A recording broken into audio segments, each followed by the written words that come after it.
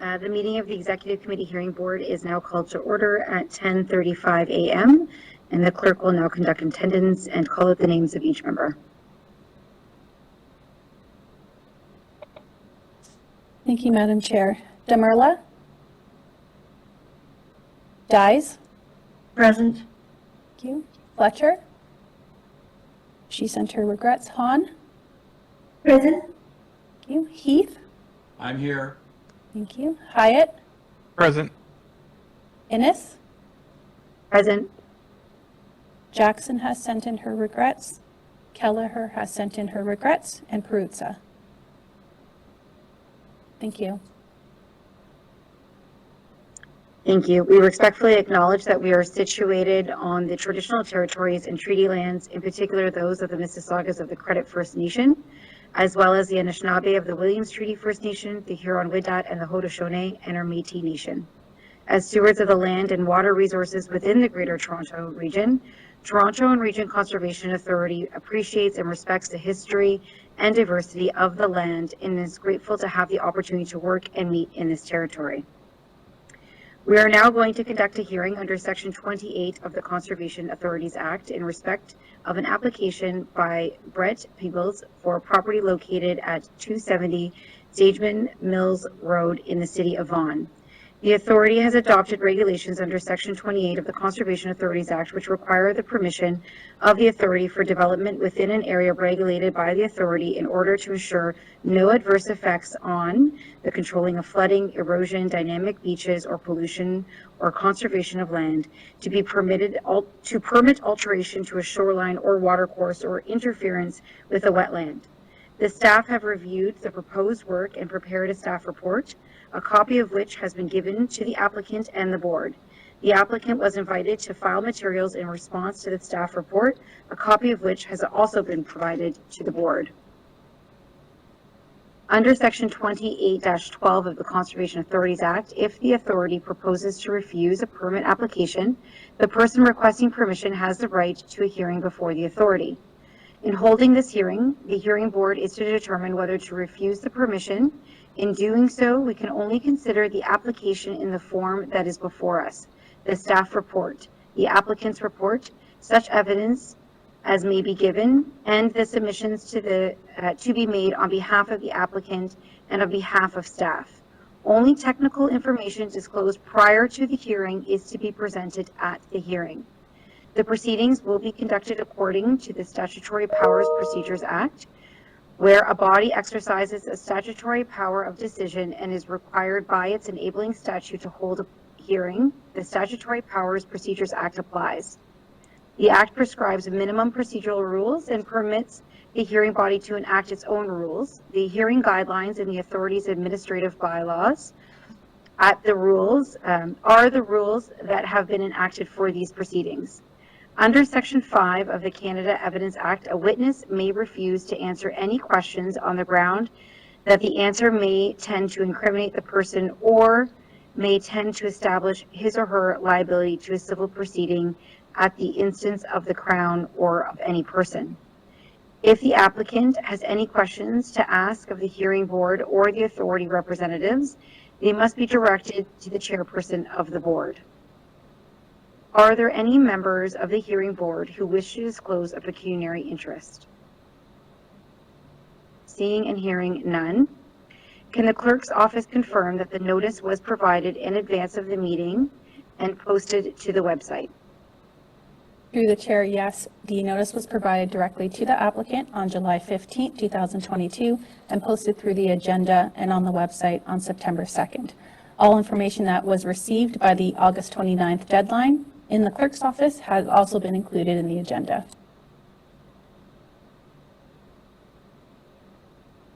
Thank you. And before we begin with the presentations of the TRC information, I'm going to do the oath for our staff. And it would be for Adam Miller, Mark Howard, Brad Stevens, and Dan Hipple. Do you swear that the evidence you are about to give shall be the truth, the whole truth, and nothing but the truth, so help you God? Adam? Yes, I solemnly swear. Mark Howard? I solemnly swear. Brad Stevens?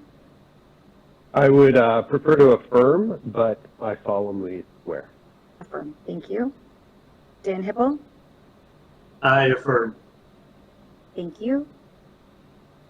I will now ask Adam Miller, Associate Director, and Mark Howard, Senior Manager, Development and Engineering Services, to present TRCA's recommendation.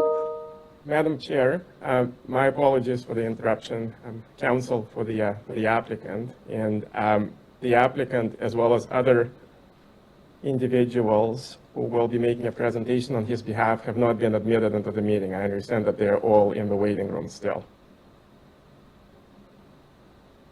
Can our clerk confirm, please? Through the chair to the members of the hearing board, I will have to review our emails to see if we've received those informations, as the individuals were required to provide us with their emails, so that way we can omit them. But if we are given about 5 minutes, we can ensure that those members have individual links and confirm that they can attend. Okay.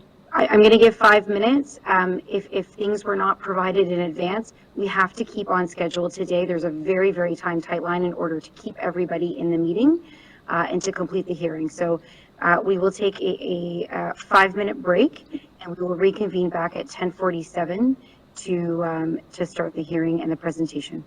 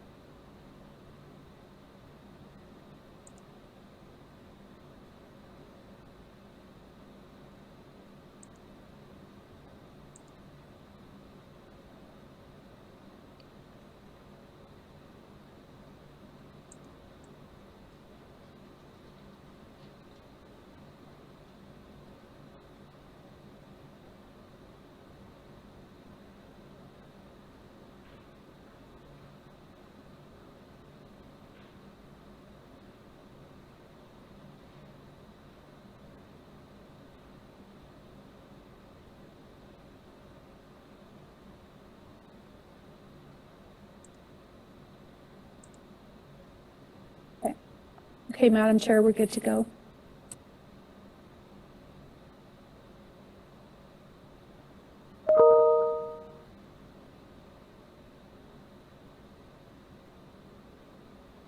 Thank you. I will now ask Adam Miller and Mark Howard to begin their presentation. Good morning, Madam Chair, members of the hearing board, senior leadership team, guests, and fellow staff. My name is Mark Howard. I'm co-presenting with Adam Miller on behalf of the staff at TRCA. I'm a senior manager and Adam an associate director with Development Planning and Permits Division of Development and Engineering Services. We are presenting in response to a permit application for the construction of a detached dwelling within TRCA's regulated area on lands known municipally as 270 Stegmans Mill Road within the city of Vaughan. We are providing this presentation as an overview of staff's recommendation for refusal of the permit application pursuant to Ontario Regulation 16606. Next slide, please. More specifically, Adam and I will provide the following: an overview of the subject lands, including a description of the property, the natural hazards, and features that impact the site. A general overview of the policy framework, an explanation of staff's evaluation, staff rationale for refusal, staff response to the applicant's presentation, and a final summary of staff's concerns. As mentioned, next slide, please. As mentioned, the subject permit application is to facilitate the construction of a new detached dwelling on a new vacant lot known municipally as 270 Stegmans Mill Road. The property is approximately 0.28 hectare or 0.7 acre. Immediately west of the new property is the East Humber River. The south and east are found steep valley slopes that we will describe later in the presentation. To the north of the site is Valley Road. This is a private driveway providing access to and from Stegmans Mill Road, the municipal roadway. The private driveway connects to a single-lane bridge to the northwest of the property and provides access to the 3 existing properties on the west side of the river. It may be of note to the hearing board that despite the municipal address, the subject lands must be accessed from the private driveway and do not have direct access to the municipal roadway. Next slide, please. The proposed dwelling is approximately 604 square meters or 6,500 square feet. It has a footprint of about 152 square meters or 1,600 square feet. In addition to the footprint, the applicant has proposed a pedestrian bridge as circled in blue. The bridge appears to have a length of approximately 10 meters or 32 feet and serves to connect the dwelling to Valley Road at a point approximately 70 meters, 230 feet from Stegmans Mill Road. Staff are advised that the purpose of the bridge is to provide access to and from the dwelling in the event of an emergency. This will be discussed in greater detail later in our presentation. The hearings board may wish to note that the pedestrian bridge extends beyond the applicant's property line as identified in the dashed red line, and TRCA staff cannot speak to the ownership of the lands on which the bridge terminates, nor the agreement required for the encroachment. Next slide, please. With regard to the natural hazards impacting the site, a significant portion of the subject lands are located within the regulatory floodplain identified by the blue line on this slide. Based upon available topographic information, the depth of the floodwater would range from 0.96 meters to 3 meters, essentially 3 to 10 feet, having an anticipated velocity of 0.7 meters per second. Vaughan Fire and Rescue Services have also advised that this area has been subject to substantial ice jams in the past, resulting from the choke point created by the one-lane bridge to the north of the proposed dwelling. Additionally, the velocity of water is anticipated to be 0.7 meters per second. As identified by the red-orange area on the slide, this property is considered to pose a high risk to the public safety based on TRCA's standards and provincial guidelines. Next slide, please.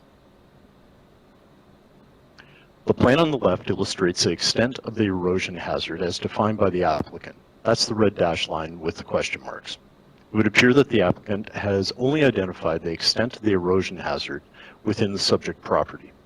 It is the professional opinion of staff that this is only the first of 3 slopes that constitute the extent of the true erosion hazard within the broader valley landform. As illustrated by attachment 3 of the staff report, provided on the right side of this slide with the numbers 1, 2, and 3 within red circles, slope 1, as studied by the applicant, extends from the East Humber River to the plateaued portion of the site where the applicant has proposed to construct the dwelling. Slope 2, which was not studied in detail by the applicant, extends from the property line to Valley Road. Slope 3 was also not studied by the applicant and is located between Valley Road and the apex of the slope approaching Stegmans Mill Road. Further detail regarding these slopes will be provided later in the presentation, but as the applicant has not provided detailed study of the slopes constituting the broader valley landform, staff are of the professional opinion that the erosion assessment completed by the applicant does not accurately depict the full extent of the erosion hazard. Next slide, please. Having regard for natural features, the site is located immediately adjacent to the bank of the East Humber River, a tributary within the Humber River watershed.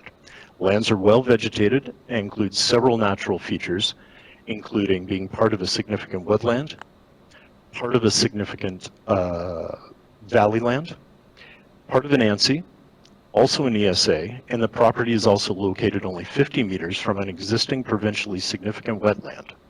Moreover, the property has been identified as habitat for species at risk, including butternut and red-side dace. Next slide, please. Typically, a planning approval request is received and circulated by the municipality before a TRCA permit is approved.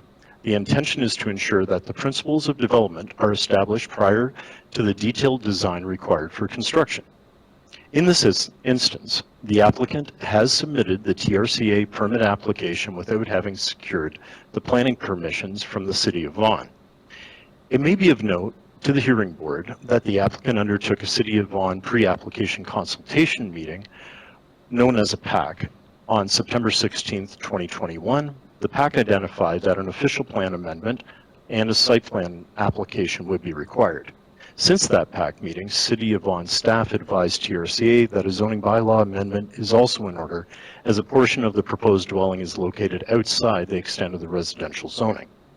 Through the PAC review, TRCA staff advised that they could not support the associated planning applications as the proposal was not consistent with provincial, regional, nor municipal studies, such as the PPS, the Greenbelt Plan, the York Region and Vaughan official plans, all noted on this slide. Moreover, TRCA staff have advised that they could not support a permit due to the impacts of the surrounding natural features on the new development and the impacts of the new development on the surrounding natural heritage features. Despite the concerns expressed by staff regarding supportability, the applicant has proceeded with a TRCA permit application. Next slide, please. As mentioned, in this situation, the permit application before the board is one for a TRCA permit. As a matter of background regarding permits, Section 28 of the Act provides for the administration of a development interference with wetlands and alteration to shorelines and watercourses regulation. For TRCA, this is known as Regulation 16606. Where staff recommend refusal of a permit application or approval with conditions, Section 2812 of the Act requires that the applicant be provided with an opportunity for a hearing such as the one being undertaken today. Through Ontario Regulation 16606, new development within a regulated area is prohibited unless approval is provided by TRCA. TRCA may prohibit, regulate, or require permission for the development if, in the opinion of the authority, the proposed development impacts or is impacted by any one of the following: the control of flooding, erosion, dynamic beaches, pollution, or the conservation of land. Known as the 5 tests of the regulation, these tests are,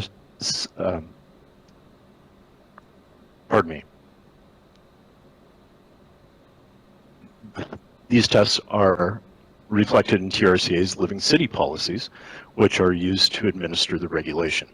In particular, Section 8.2.3, Regulations Test, as provided at the bottom of this slide, notes that permission for development may be granted only if the 5 tests of the regulation are not affected by the proposed development. However, contrary to the regulation and the Living City policies, it is the opinion of staff that the proposed new development is impacted or impacts the control of flooding, erosion, and the conservation of lands. This will be discussed by my colleague Adam Miller through the next slides.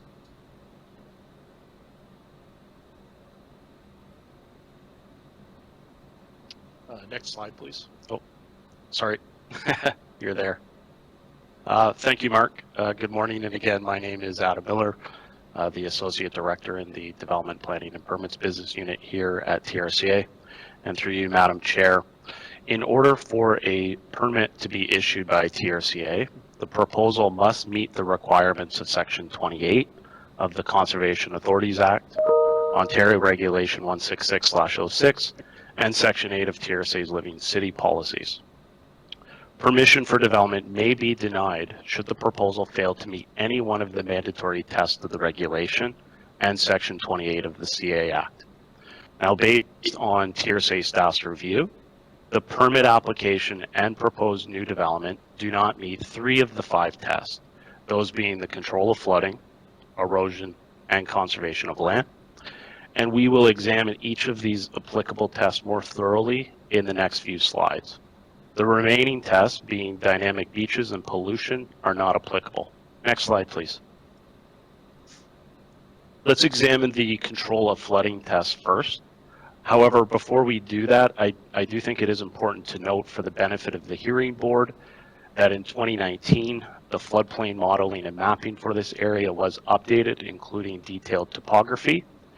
In 2003, the regulatory floodplain was at an elevation of 190.33 meters, and in 2019, the elevation increased by 0.63 meters to 190.96 meters. The change in flood elevations is due to several factors, notably increased peak flows, which increased by 21%. Next slide, please. Most of the site is located within the floodplain, and the entirety of the proposed development is located within the flood hazard. Based on available topographic information, the flood depth is anticipated to be 2 meters at the east abutment of the Valley Road driveway bridge. Further, the flood depth will be approximately 1 meter at the garage and 1.5 meters at the south end of the proposed dwelling. In addition to the anticipated flood depths, the water flow velocity on site, as Mark had mentioned, is anticipated to be 0.7 meters per second. And based on both TRCA and provincial standards, the depth and velocity of floodwaters on this property is high risk and poses a significant threat to both property and life. In addition, the proposed new development may negatively impact properties both upstream and downstream as floodwater is displaced. Next slide, please.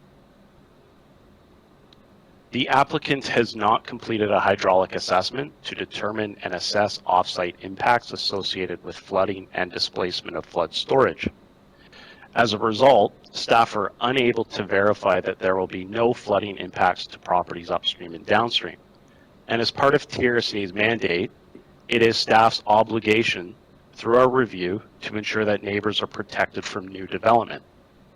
The applicant has failed to recognize the intent of current day floodplain management policies, which prohibit new development in the floodplain. The province and TRCA's current approach to managing risk associated with flooding is based on prevention. Prevention policies are aimed to prevent flood-related emergencies from occurring and keeping people and property out of flood-prone areas. This helps to ensure naturally occurring flood events do not result in local emergencies. As an overall principle for flood management, both the province and TRCA prioritizes the use of non-structural and land use planning measures as its approach to managing flood risk. This includes the identification of hazardous lands, including floodplains, and the establishment of policies to prohibit new development in these areas. The preventative approach is highly effective in preventing property damage. Property damage associated with the same storm event are often exponentially lower in Ontario compared to the Great Lakes states or elsewhere, with differences in losses primarily attributed to floodplain management policies. Approval of this application may result in a precedence being set, and staff receive similar inquiries on a very frequent and regular basis. And should this application be approved, it will reduce staff's ability to defend TRSA's policies in front of the Ontario Land Tribunal. Next slide, please. The provincial policy statement and section 2.9 of the Provincial Flood Technical Guide clearly state that ingress and egress for new buildings be such that vehicular and pedestrian movement is not prevented during times of flooding. Similarly, safe access, as defined by TRSA's Living City policies, requires that vehicular and pedestrian access to and from a site be safe from the risk due to flooding hazards. Access for emergency services is also required. Now, based on recent discussions with city emergency staff, we understand the recommended course of action when floodwaters top roads is for emergency vehicles to turn around and find an alternative and safe route. As a result of the width of the private road and bridge, the only way for emergency services vehicles to turn around is in the applicant's proposed driveway, which emergency services vehicles will not enter when inundated by floodwater. To address safe access concerns, the applicant has integrated a pedestrian bridge into the design of the proposed dwelling to Valley Road, above the height of the floodwater. The proposal does not meet provincial and TRSA standards, which require vehicular, pedestrian, and emergency services access. We understand the proposed bridge structure attempts to address pedestrian access. However, staff have significant concern with the functionality of the proposed bridge. There are other factors that put the bridge in jeopardy.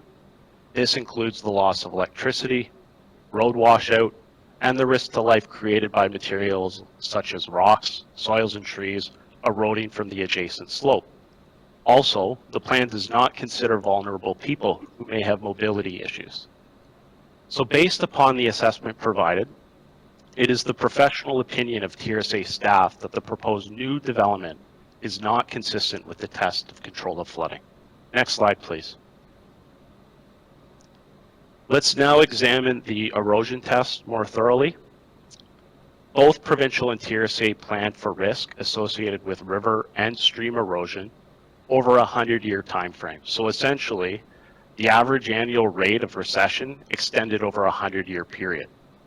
Ultimately, the identification of the hazard depends on whether there is a well-defined valley corridor that is part of a confined system or a flat landscape that is not bounded by valley walls and is part of an unconfined system. In this particular case, the property is part of a confined system due to the well-defined valley walls associated with the broader valley corridor.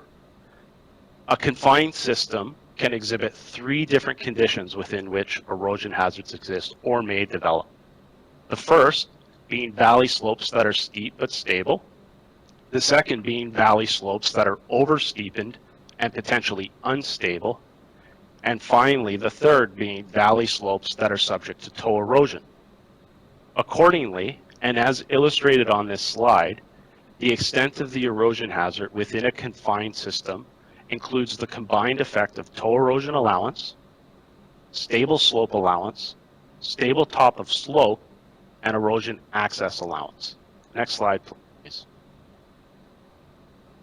As noted earlier, the valley slope consists of 3 terrace slopes which impact the site from an erosion hazard standpoint. Again, these are illustrated by the red circles highlighted as 1, 2, and 3. However, the applicant's geotechnical report assessed only the first of the 3 slopes impacting the site. The studied slope is illustrated on the left figure of this slide and is identified as slope 1, the numbered circle in red. It extends, as Mark had mentioned, from the East Humber River to the plateaued portion of the site where the new development is proposed. The figure on the right side of this slide is an excerpt from the applicant's geotechnical report and illustrates the long-term stable top of slope. The applicant is illustrating the extent of the erosion hazard related to toe erosion and is showing in their report that the new structure is in the toe erosion hazard. We understand the applicant is proposing to build reinforced piers to address toe erosion issues. When the bank erodes, the building will be sitting on piers only as opposed to the ground. The applicant also proposes to armor the bank with engineering solutions to protect the proposed new development. However, the applicant has not considered the impacts of this, as the erosive force would be deflected downstream and cause more erosion there, further degrading the river. Neither of these options are appropriate, and the applicant is asking the hearing board to support a new development within a known and acknowledged hazard, and support engineering mitigation measures without studying the implications to downstream properties. Next slide, please. As noted before, the extent of the erosion hazard must also consider the valley slopes that are steep but stable and oversteepened and potentially unstable. Despite the applicant agreeing that the proposed new development is within the erosion hazard due to toe erosion, the applicant did not complete an assessment of the full extent of the erosion hazard. As shown on the figures on this slide, slope 2 and 3 are very steep and must be assessed. The slope identified in brown on this slide applies to slope 2 and 3 and is at an approximate slope inclination of 1.5 to 1. For context and for everyone's benefit, 3-to-1 slopes are generally stable. The assessment of the entire valley landform ensures that the other combined effects of the full erosion hazard, such as stable slope allowance, stable top of slope, and erosion access allowance, are fully considered with the toe erosion assessment completed to date. Diving into this principle further. Slope 2 extends from the proposed new dwelling at approximately the 190 to 191 contour elevation, up to Valley Road at approximately the 194 elevation. This slope has not been evaluated, which has a slope inclination of approximately 1 to 1 and a height of 3 to 4. The applicant is proposing to construct the pedestrian bridge structure on this particular slope. Staff are the professional opinion that the construction of foundations and abutments for the ramp will necessitate further disturbance, as well as requiring long-term maintenance in perpetuity, and may result in additional erosion risk to the valley wall associated with slope 2. Moving to slope 3. This slope is located slightly to the east off-site, but still impacts the property from an erosion hazard perspective.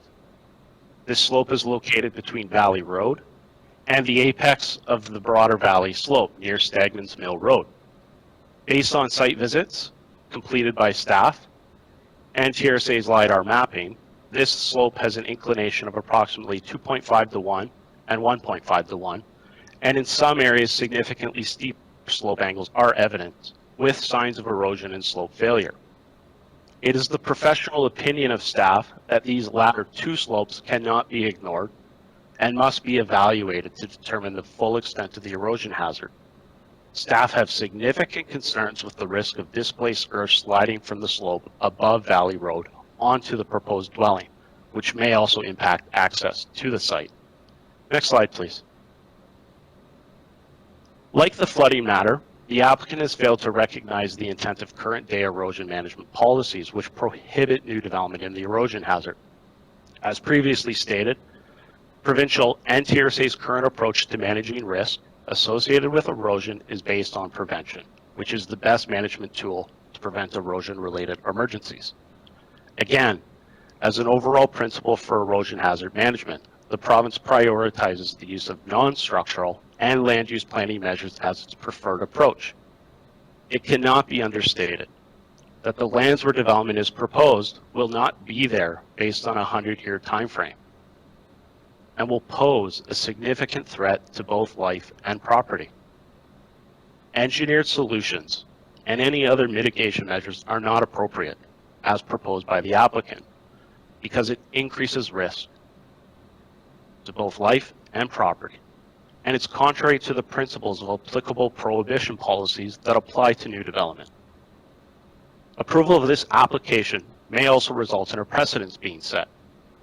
In Ontario and TRC's jurisdiction, we simply do not approve new development of this nature within an erosion hazard. Note that the applicant agrees that the proposed new development is within the erosion hazard and has not provided any reasonable explanation for doing this. Again, and like the flooding matter, TRSA staff receives similar inquiries on a frequent and regular basis, and if approved, it will reduce staff's ability to defend its policies in front of the Ontario Land Tribunal.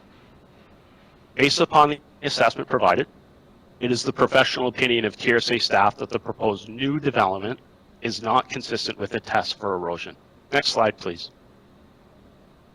Let's now examine the final test, conservation of land. TRSA applies the conservation of land test in our Living City policies as the protection, management, or restoration of land within the watershed ecosystem for the purposes of maintaining or enhancing the natural features and ecological functions and hydrologic functions within the watershed. Conservation of land includes all aspects of the physical environment, be it terrestrial, aquatic, biological, botanic, and air, and the relationship between them. Both the former Mining and Lands Commissioner and the courts have accepted this broad interpretation. The appeal court solidified the case law that has been established in relation to the conservation of land test pursuant to Section 28 and the Conservation Authorities Act, and that decision is a seminal decision. The submission impacts the conservation of land as the proposed new development is located within a significant valley land, an ANSI, an ESA, and will result in the partial removal of a significant woodland. As Mark had mentioned as well, the proposed new development is also located within the habitat of red-side dace. Conversion of this area to development will impact elements of the natural system on site. The mitigation measures proposed, which involve restoration off-site, do not achieve a net positive effect, as referenced in the applicant's environmental impact study, also known as an EIS. It is staff's professional opinion that the permanent removal of the natural heritage system cannot be mitigated by restoration elsewhere. Further, reference to TRSA's ecosystem compensation guideline in this instance is not appropriate, as the guideline is only intended to be applied where there is no alternative. An example would be when infrastructure decisions have been made or when appropriate from a policy perspective. In addition, compensation typically applies to natural features that are not significant and are isolated from the natural system. This site is not that. TRSA's regulatory policies prohibit new development on this site, and there are no historic planning approvals associated with this site. Next slide, please. Pursuant to Principle 5 of TRSA's Board-approved Living City policies, development decisions must consider both incremental change and cumulative impacts. Development impacts upon the 5 tests, in particular conservation of land, are considered both individually and cumulatively. The significance of incremental and cumulative impacts is critical. Being embedded within the larger system, development on the site will also impact the larger system as a whole. The cumulative removal of the larger natural system results in the function and connectivity of the larger system being lost on a piecemeal basis. The conservation of land test requires that impacts to natural heritage features and functions be avoided at both the local and the regional scale. Each new development where the impact to the larger system and natural hazards have not been mitigated creates an incremental impact. The impact creates a much larger negative impact when combined with other small impacts within the system. You may have heard the expression, death by 1,000 cuts. If left unchecked, they ultimately undermine TRSA's ability to manage the watershed and safeguard life and property. The courts have upheld the ability of conservation authorities to consider cumulative impacts on potential and future development when considering approval or refusal of a TRCA permit. So based on the assessment provided, it is the professional opinion of staff that the proposed new development is not consistent with the test for conservation of land. I'm now going to turn the presentation back to my colleague Mark for our conclusion. Thank you. Thank you, Adam. As the hearing board is aware, it's seldom that staff recommend a permit application be refused. In fact, the last non-MZO recommendation for refusal was a decade ago. On behalf of the professional planners engaged in this process, our professional code requires planners to acknowledge the interrelated nature of the planning process and the planning decisions. In particular, the consequences of decisions as they impact both the natural and the built environment and individuals as well as the broader public interest. TRCA staff and representatives of senior leadership team have provided the applicant with consistent professional advice through this process, specifying that the proposed new development cannot be supported recognizing the natural hazards and natural features associated with the property. Despite TRCA's advice, the applicant has pursued a permit application pursuant to Ontario Regulation 16606 without planning permissions from the City of Vaughan. Based upon the review by TRCA staff as outlined in this presentation, a permit request cannot be supported by staff for the following reasons. The proposed new development does not satisfy Section 28 of the Conservation Authorities Act, Ontario Regulation 166, nor Section 8 of TRCA's Living City policies. More specifically, when assessed against controlled flooding, the new development is proposed entirely within the regulatory floodplain of the East Humber River, and safe access cannot be assured. When evaluating the proposal against the test for erosion, the new development is proposed entirely within the erosion hazard for the East Humber River Valley, and again, safe access cannot be assured. When evaluated against the conservation of land, the proposed new development is anticipated to have detrimental, cumulative, and incremental impacts on the surrounding significant valley land, significant woodland, ANSI, ESA, and habitat of the broader system. Moreover, recognizing that the 5 tests of the regulation cannot be satisfied, it is the position of staff that in the event of a regional storm, the health or safety of persons and/or damage or destruction of property is anticipated. That the proposed new development will create an unacceptable precedent for new development within floodplains, erosion hazards, and the natural system, and anticipating these consequences, the approval of the permit does not serve the greater public interest. Next slide, please. The purpose of the hearing is to provide an opportunity for the applicant to be heard by TRCA's Executive Committee prior to rendering a decision. In response to being heard, staff would like to note the following for the hearing board. The applicant has provided comment from the municipal pre-application hearing of September 16, 2021.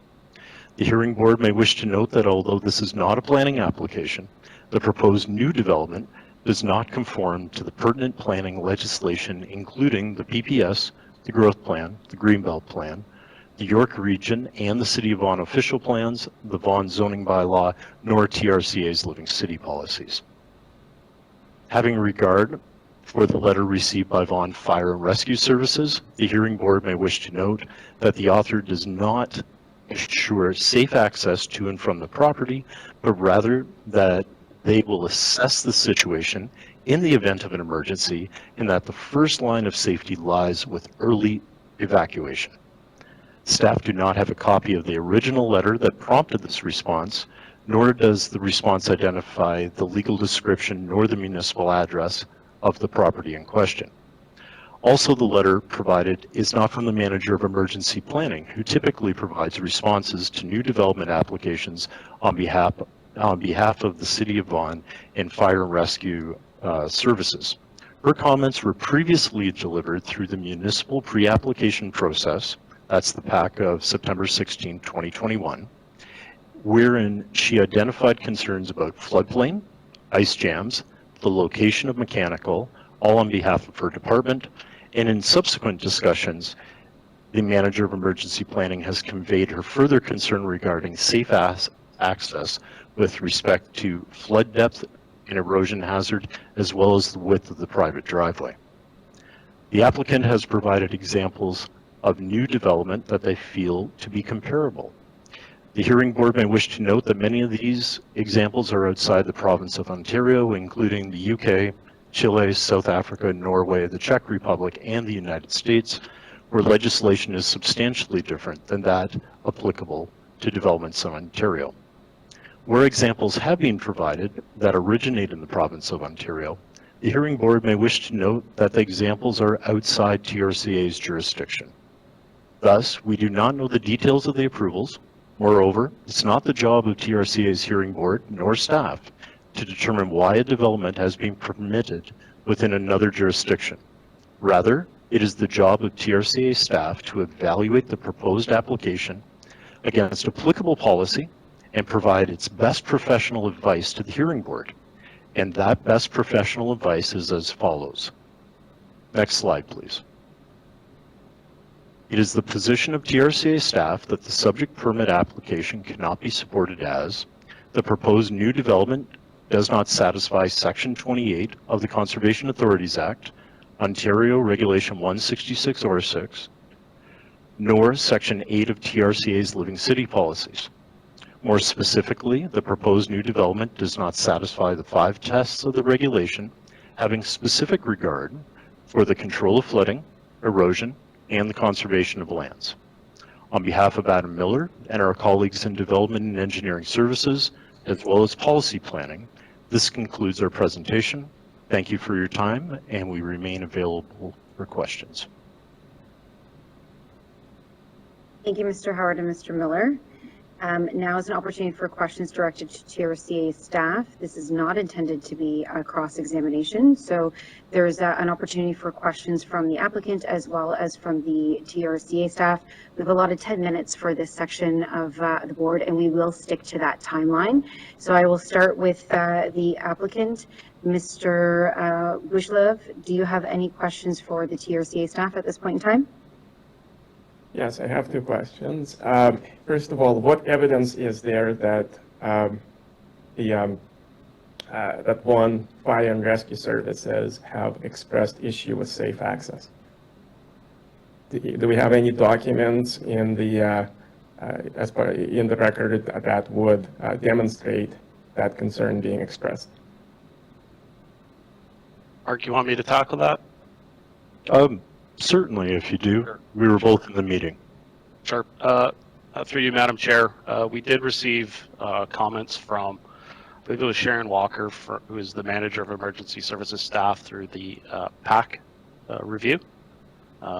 And as part of that process, she had provided correspondence to the city, I believe through that process, to the applicant. And through that process, we understand there were concerns expressed from their department about access.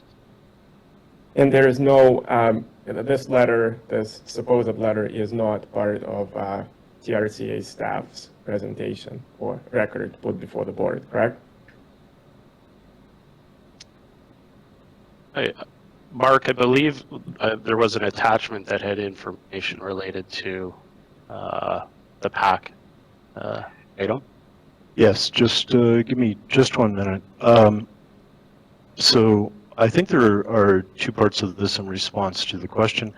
The first part of the response is found in page 32 of the documents book, wherein Fire and Rescue Services and a representative who is Sharon Walker, who is the manager, advised that this area is prone to significant ice jams, suggested that needs to be aware during the process, that they were looking at concerns about mechanical and positioning,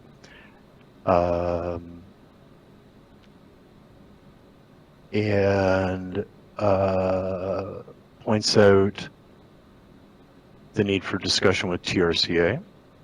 Now, the aspect of concern about access is a result of a meeting held with Sharon Walker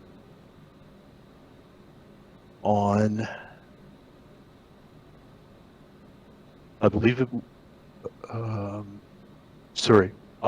was Thursday the 1st. I need to double check my calendar. But no, if you're asking is there written correspondence resulting from said meeting, no, there is not. It was purely a meeting. It was verbal, and the concerns were conveyed to us in that manner. Okay, so there is nothing in writing that conveys any kind of a concern about safe access from. Mr. Bugla, that's already been noted that it is on page 32 of the documents that were provided. Could you ask your next question, please? Page 32 of which documents? Mr. Howard already indicated which page he was referring to. Yeah, it wasn't clear which, he said book of documents. Are you referring to the applicant's book of documents or to some other document? It wasn't entirely clear. Your book of documents. Okay. Your own book of documents has that information. Can you ask your next question, please? Yes, I can. And you agree with me that Ms. Walker is not giving evidence on behalf of TRCA today? Through you, Madam Chair, I would agree with that. I just want to make a point of clarification as well. We do have an MOU with the province, in particular, Ministry of Natural Resources and Forestry. And I just want to note that as part of that MOU, we are the delegated authority as it relates to natural hazard matters, both from a PPS provincial perspective, but also through our regulatory role as well. So when it relates to safe access, TRCA is generally the one that speaks to these types of matters through the planning process as well as through our permitting process. Okay. I have another question, and I think this is to Mr. Miller. I believe that this is something that came out during your presentation. Did you say that in Ontario we do not allow construction in floodplains? Through you, Madam Chair, I indicated that new development is prohibited in flood-prone areas. What about the Chinese embassy, the York Region Administrative Center, the two examples that we have provided? It's not in our jurisdiction, so I can't speak to it. So you can't speak about Ontario, you can only speak about TRCA, correct? You have no idea if such developments are being I allowed in think other. he has responded to your question. This is not a cross-examination. These are questions of clarification. Do you have any further questions? Well, I am seeking for clarification. So is it correct that your comments only apply to TRCA and not the province in general? No, it applies to Ontario-wide because the PPS policies are very clear and they're consistent with TRCA's policies. And through you, Madam Chair, I believe the examples that you had identified were redevelopment applications and not new development. And so you're suggesting then, okay, well, and you've had the opportunity to study the two proposals, that the two other two examples of development, specifically the People's Republic of China Embassy and the York Region Center. That is something that You have to ask questions specifically to this permit on this property within TRCA's jurisdiction. Do you have any further questions in regards to that? Yeah, it is specific to this application. I am asking if staff. Mr. Bukla, we're not going to keep going back and forth. This is not a cross-examination. Do you have any further questions?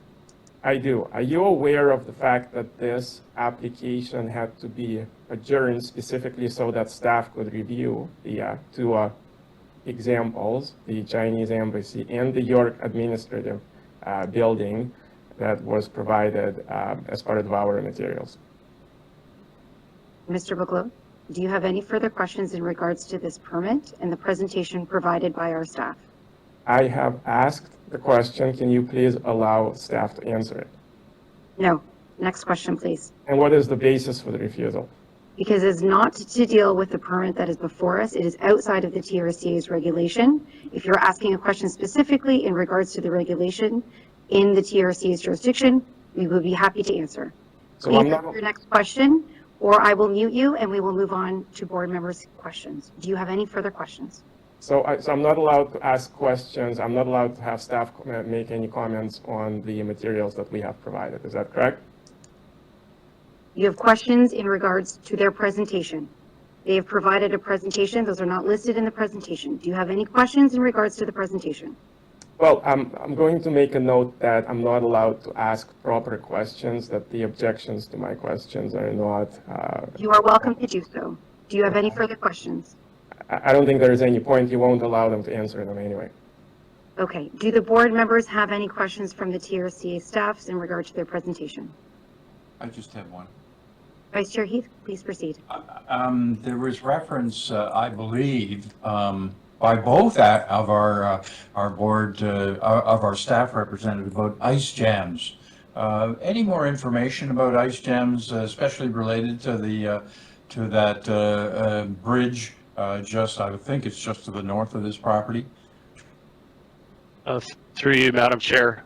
Thanks for the question, Councillor Heath. I'm actually going to throw it over to Dan Hipple, who is our Senior Manager in our Water Resources Division, to respond to that. He's our resident expert, if you will, as it relates to these matters. Thanks, Dan. Thanks, Adam. Through you, Madam Chair. Councillor Heath, the ice jam information that we have, actually, we unfortunately don't have any ice jam information from TRCA in the area of this bridge that was. You're fading every now and then, Dan. You go up and then down. Oh, my apologies. I'll talk a little louder there. The ice jam information that TRCA has doesn't. We don't have any information adjacent to this bridge. The information we have is solely from Bonfire, and we haven't been able to secure that information. It's just been word that they've had jams there. We do have records of jams that our enforcement officers have gathered, both upstream and downstream of this site. So there is a suggestion that ice jams have been noted in this area, and this area could be prone to it. But in the exact spot of 270 Stegmans Mill Road, we don't have any exact information there. But you're saying there is evidence of ice jams on this river, a little north or south of that, but not specifically here. Exactly. The one that concerns me is the one that is downstream. It's about 700 meters downstream, but the downstream ice jams can easily move upstream and cause the flooding upstream as ice keeps piling. Yes. Thank you, Madam Chair. Thank you. Are there any other members of the board who have questions? Seeing none. Before we begin with the next presentation from the applicant, we are going to take a 5-minute break. So we will be back at 11:41. Chaired by Mr. Osto Cortez Architects. So I do need to do an oath. And just before we do that, Mr. Cortez is not the first presenter. And Sorry, that's the only presentation that we received prior to the deadline of submission, and that is the only presentation that will be heard this morning.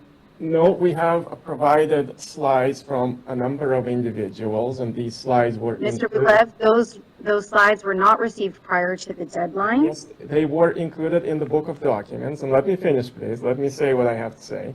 We have included the slides in the book of documents in PDF format, and we submitted them by the August the 29th deadline, as you have requested.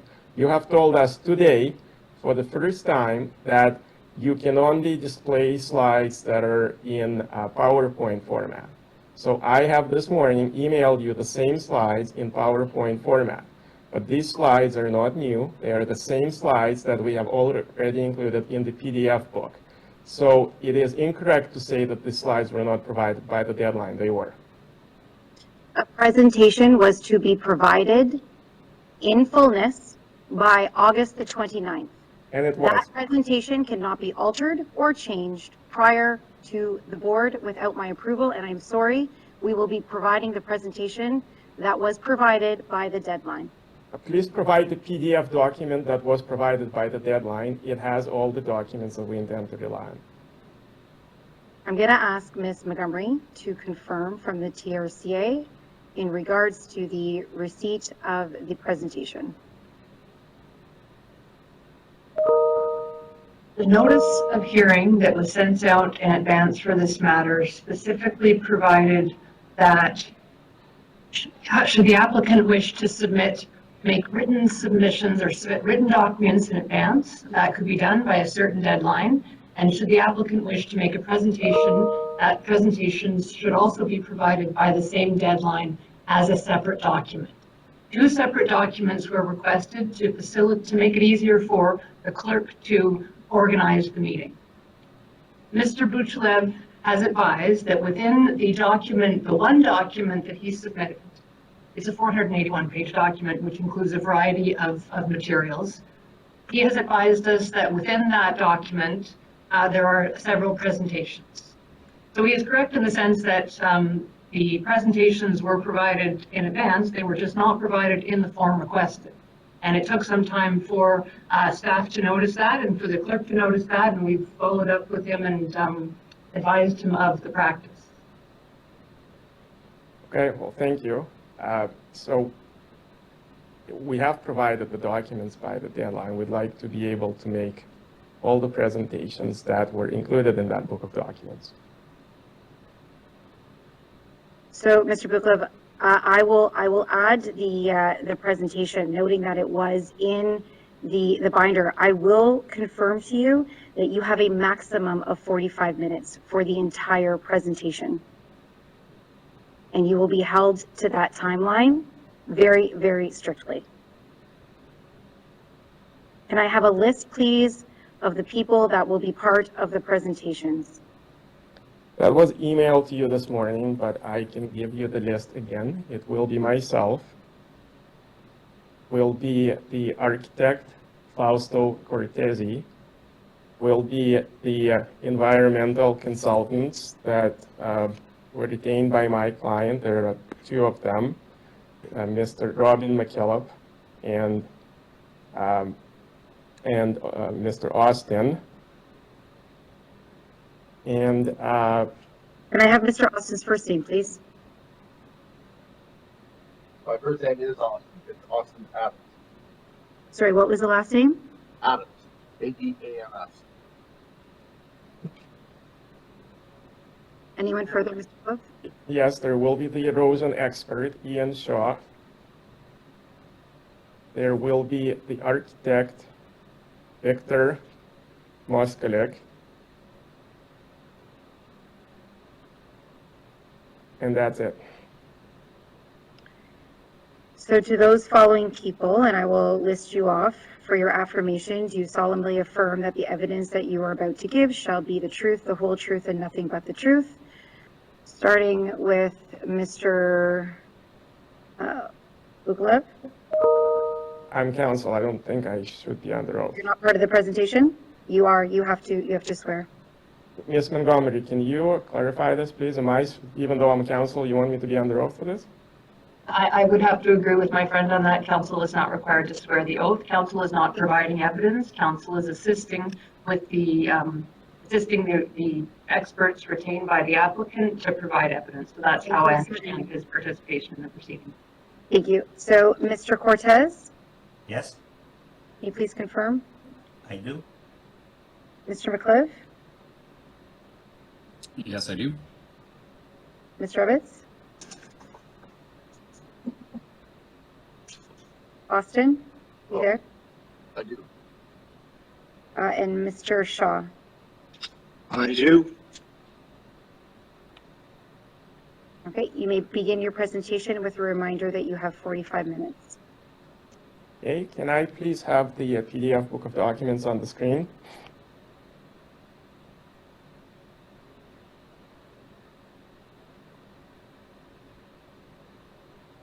Sorry, Madam Chair, we're just pulling that up.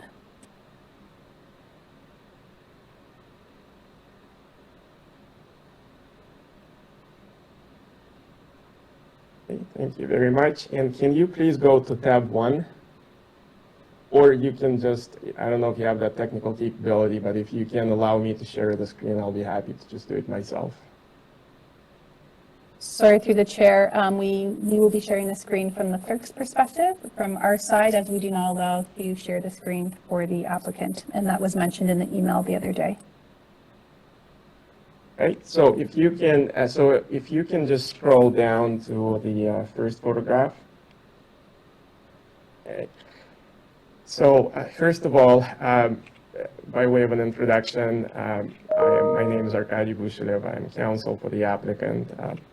Has probably become clear by now. The application for permission for development under the Conservation Authorities Act is being submitted by my client. What you're seeing on the photograph on the screen now, and also if you can please scroll down to the next photograph, is the location of the proposed development. So you can see that the site, in fact, is very flat. This is a built-up residential area. The proposed development is surrounded by other residential buildings on Stegmans Mill Road. It is located in the central core of Vaughan in the village of Kleinburg. And that is also part of the Kleinburg Heritage Conservation District. Everything that is built in this area goes through a site plan approval process. And the planning department then circulates the application to the historical board, which then it goes before a panel of 14 people, including a historical expert. A historical impact assessment is conducted. The review and design, they review the design and implement the historical guidelines. And our architect, Mr. Fausto Cortesi, will speak in more detail about this, but this proposal was submitted to the historical board, and the historical board was in fact very excited by the proposal and how it respects the heritage of that particular area. That part of the village of Kleinburg where the development is located is a collection of a very rare for Canada and for Ontario set of buildings that are built in the Usonian style. The Usonian style, the Usonian architecture, are associated with the famous architect Frank Lloyd Wright. And again, Mr. Cortesi will probably speak in more detail about this. But Vaughan is home to the small enclave of houses that were built in that style and nestled along the Humber River. The original occupants of those homes were mostly writers and other creatives who established a community known as the Windrush Cooperative. Some examples of individuals who were the original residents of those buildings are playwright Lister Sinclair and writer Pierre Burton, among others. And the proposal that my client is putting forward is in the Usonian style, specifically built to incorporate the elements of Usonian architecture. In fact, it is a tribute to Frank Lloyd Wright's most famous house design, which is known as Fallingwater and is located in Pennsylvania. I give this by way of background to help explain why the elements of certain design elements of this building, in particular the river, are incorporated into the design of the house itself. Now, if we can go to tab 2 of the materials, please. Okay, and if you can just scroll down to, this is the Vaughan tax bill. You can see that this property, that the residential, that the tax class is RT, which is residential. It is assessed and taxed as such. If we can just briefly scroll through tabs 3 and 5, 3, 4, and 5. I'm not going to spend a lot of time on this, but this shows that my client has made the application and paid the requisite fee. And tab 7, if you can go to tab 7, this is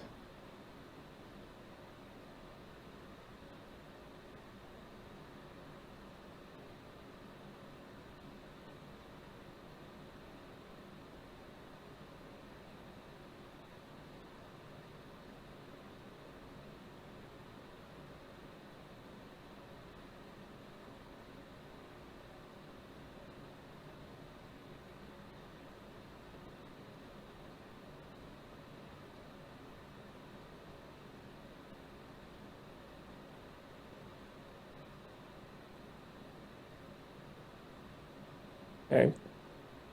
And if you can scroll down, please. So the tab 7 is the pre-application consultation that was referred to by staff. You go to the second page of this document, you can see that there is a discussion, third page of the document, there is a discussion of the zoning bylaw, and you see here the confirmation that the proposed development confirms with the zoning bylaw. Now, one of the issues that was raised by staff, and one that I want to address head on, is the issue that supposedly the subject property was not properly severed from another lot, and that is not correct. If you go to tab 8 of the book of documents, that's on page 58.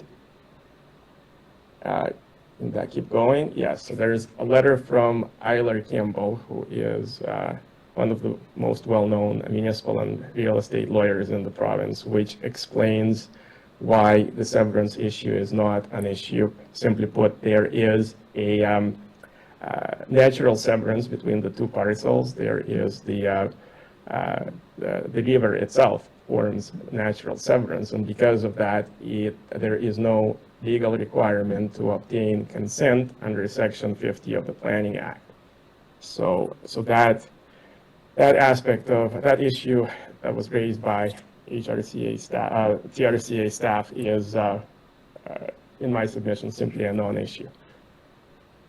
I also want to point out that zoning issues are not within the jurisdiction of the conservation of TRCA or any conservation authority. These are zoning approvals will be obtained from the municipality. Nothing by granting a TRCA approval, you are not ruling on any zoning issues. My friend would still have to satisfy the municipality that there are no outstanding zoning issues. They would also have to obtain a building permit that would satisfy the building department that the building is safe. The approval for development is simply in respect of the issues that are within the jurisdiction of TRCA. There was also an issue of safe access that was raised by staff, and I will address this briefly, and then Mr. Cortese will go into more detail. But if you can please go to tab 11 of the book of documents, there is a letter from the Bonfire and Rescue Services that you can find there. And this is on page 93.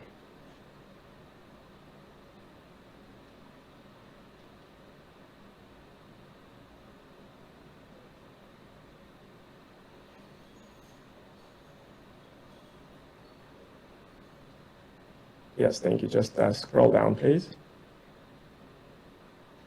And as you can see here, it states that specific to VFRS's capabilities during unforeseen weather events in this area, the VFRS can respond from the east via Teston Road. Further, the VFRS currently has multiple apparatus with a ladder reach of 30 meters. If when emergency response is required to this address, no matter the reason, the VFRS will make tactical rescue decisions based on risk to life, property, and environment.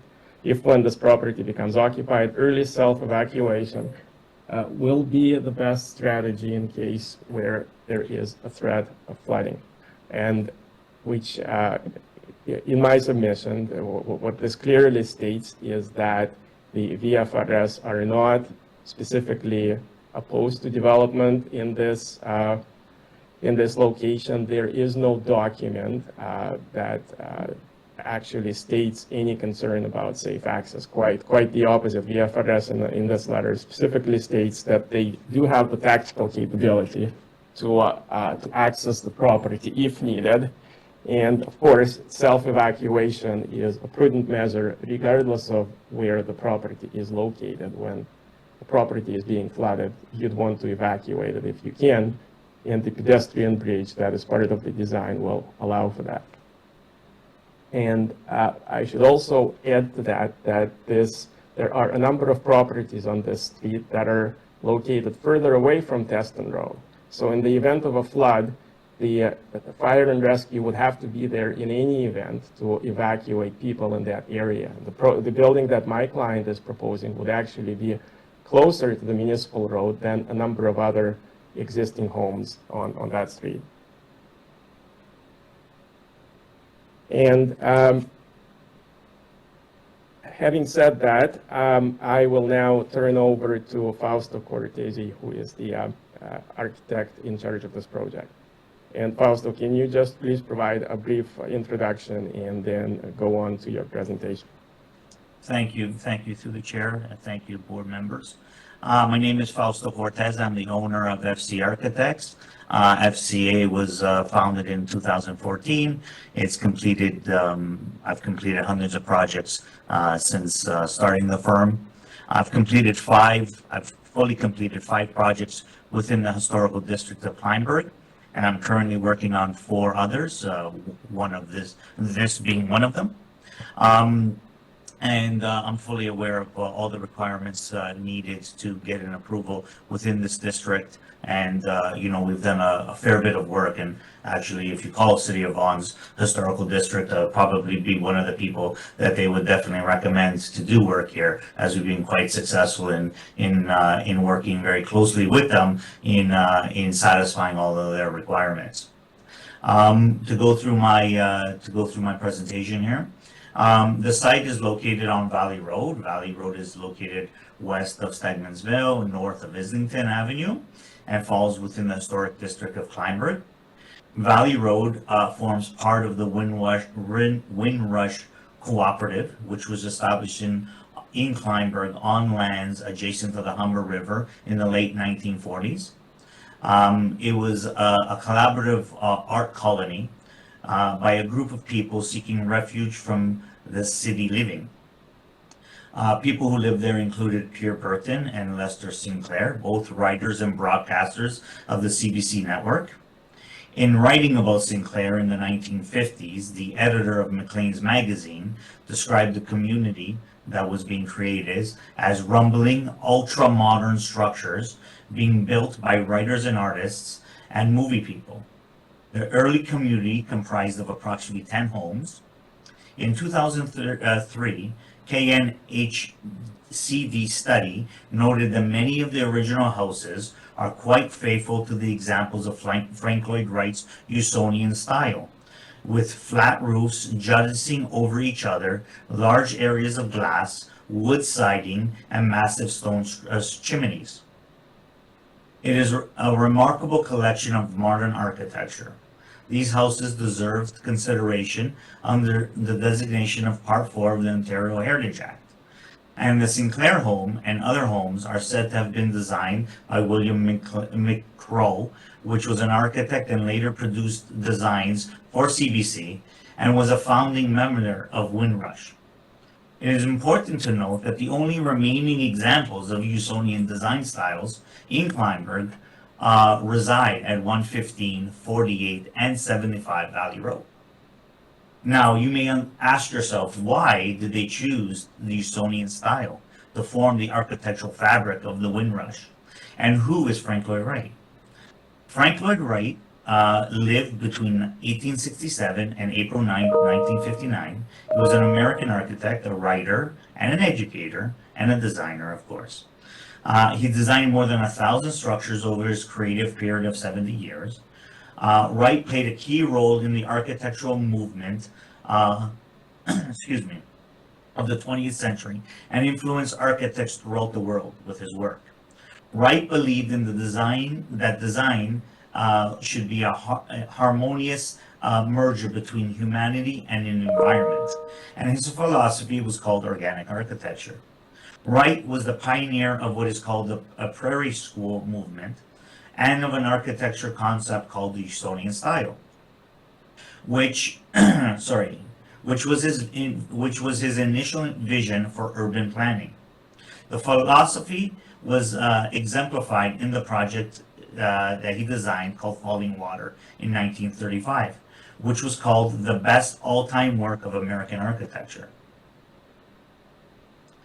Usonian is a word that Wright used to refer to the United States in general, and specifically to his vision for the planning of cities and how architectural buildings fell within them. Wright proposed that Usonian style represented the way architecture interacts with its surroundings, and utilize its surroundings to create a blurred line between architecture and its natural settings. Many Usonian designs incorporate water features and are within the vicinity of water. We learned that Frank Lloyd Wright's Falling Water is the pinnacle of Usonian design.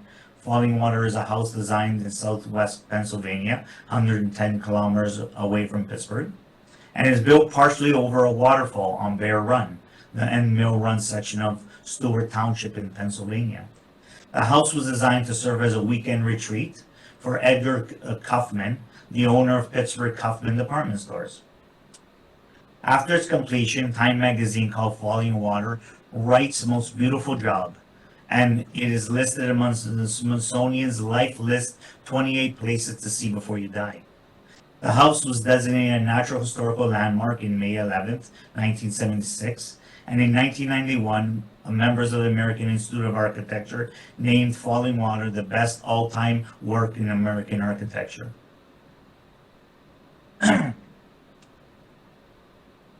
So, it is not a coincidence that Windrush chose to use Usonian movement in the creation of architecture on Valley Road.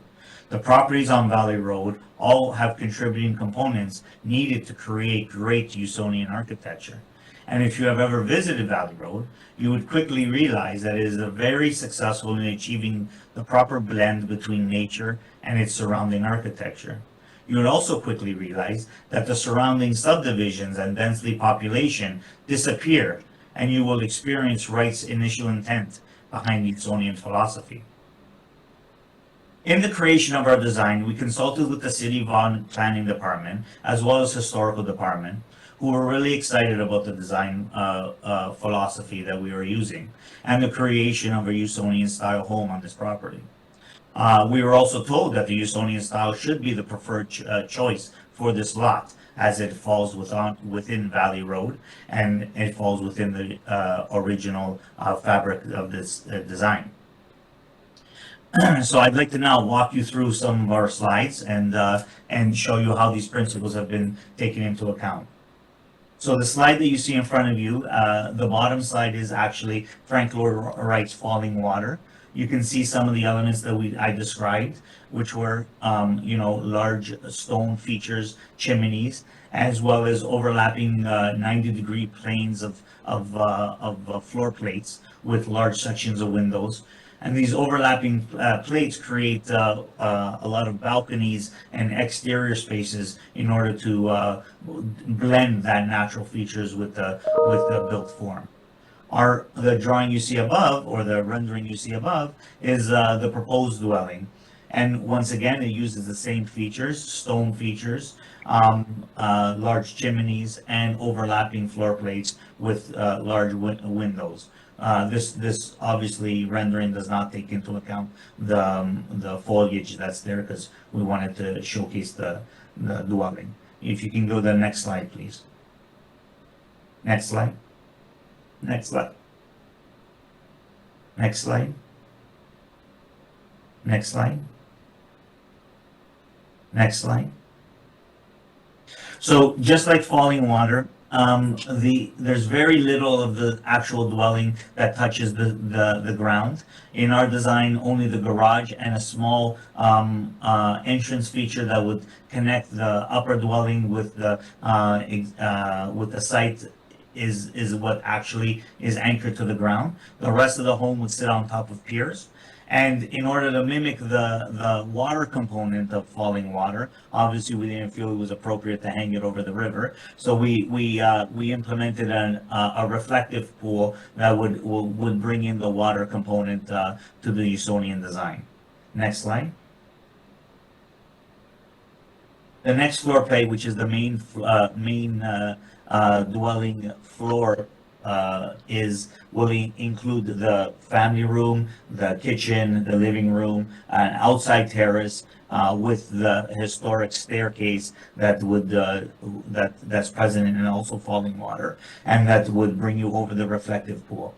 This level is considered the first level or the occupied level of the dwelling, and as we heard before, is connected to Valley Road with a pedestrian bridge. This pedestrian bridge would create access or safe access to Valley Road. Next slide. The second floor or third level or second floor would consist of 3 bedrooms, each having their own exterior balcony areas on which were formed by the floor plate below, and would also obviously, as per a Falling Waters design, would lend to those exterior spaces. Next slide. So this slide shows the elevation of the dwelling from Valley Road at the location of the driveway. It shows the garage component that would be intersecting with the home, and on the left-hand side you can see the bridge component that would provide access to Valley Road. This plan also shows the floodplain and freeboard levels that were provided by TRC. Next plan.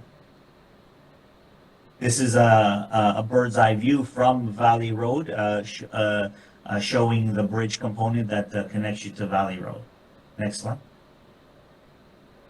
This is the side closest to the Humber River. This would be the furthest from Valley Road, and this shows the reflective pool with the falling water stylistic staircase. Next slide. This is a previous slide. Next slide. So this is a shot that we provided right from Valley Road. If you're coming down Valley Road, this would be what you would be seeing, and you can see the pedestrian bridge, which would provide safe access to the living floor plate. Next slide. This is also from the driveway side of Valley Road, so we wanted to show that the only component of the dwelling that would actually be touching the ground would be the garage component. The rest of the home is cantilevered and only sitting on piers. Next slide. Same thing. Okay, so now with that being said, thank you for going through those slides. In terms of safe access, I'd like to reiterate that the second floor level, or the one above the floodplain level, is the one that is accessed by the bridge, and the bridge does provide safe access to Valley Road. Valley Road is at that location is above the floodplain line. Also, the TRCA's comments spoke about the bridge on Stegman's Mill and how we would be potentially affected by flood during a flood event. As we had previously shown, we have a letter from the fire department that indicates that they could access the road from the other side. And that's all I would like to say. I'd like to go back now. Okay. Thank you very much, Mr. Cortese. And the next witness is, there are actually 2 witnesses, and I'll leave it up to you which order you want to go in, but Mr. McKillop and Mr. Adams, the environmental consultants. Thank you, and Madam Chair, thank you, and thank you everyone for taking the time. So if we can go to tab 13, please.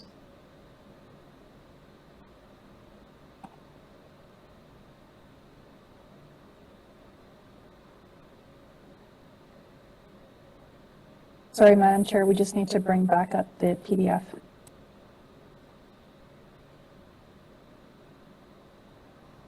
And if it's of assistance, the PDF is bookmarked, so all the tabs can be accessed without scrolling through the document if you go to the bookmarks. Thank you. So please to the next slide. And I'll just quickly introduce myself. I'm Robin McKillop. I'm a VP and the principal geomorphologist at Palmer. So I'm a professional geoscientist, been practicing for about 20 years And I'm going to be focusing specifically on river erosion. Others will speak about matters related to slope stability. So I'm going to speak about river erosion as it relates to this property and this section of valley, and then I'm going to turn it to my colleague Austin Adams, who will speak about the ecology considerations.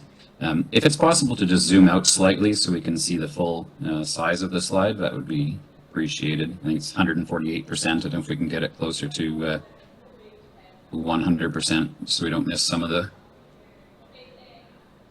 That's great. Thank you. Okay, next slide, please. So as a geomorphologist, my responsibility for projects such as this is to try to understand river behavior over time. And we largely look to the past to inform our understanding about what's likely to be occurring in the future. My involvement in this valley started several years ago on a contract for TRCA. Matt Johnston was the project manager at the time, and we were retained by TRCA to conduct a fluvial geomorphological assessment of this section of valley that this project happens to be part of. And so we're going to start at that point. Part of that work was to define the meander belt. And so in the visuals you can see here, the dashed yellow line is the meander belt. But it is important to note that the meander belt is an integral component of defining red side dace habitat, as has been mentioned by TRCA in previous slides, but it doesn't pertain specifically to development constraints or limits in this context because it is indeed a confined system. And so I just want to put this for context. What I do want to draw your attention to on this slide is that the section of valley, so if you look at if you can sort of focus your eyes where the bridge, Valley Road crosses the East Humber River, and you look upstream and downstream, this is a section of valley that for many decades, 70 years at least, has been very stable. There's no evidence of historical river movements in this area, and there's no reason to expect that we're expect any kind of significant erosion in the next 100 years based on what we see in this confined environment where the river is basically following the toe of a high scarp. And so there are other sections of the valley where there is more instability, but this is one particular section that does not exhibit those same characteristics. Next slide, please.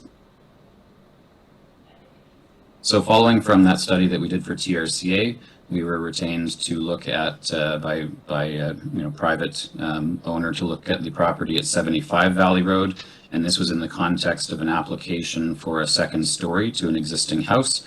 And so the only reason I want to mention this is because we did the sort of more site-specific erosion assessment to look at that limit of the erosion hazard in relation to this house.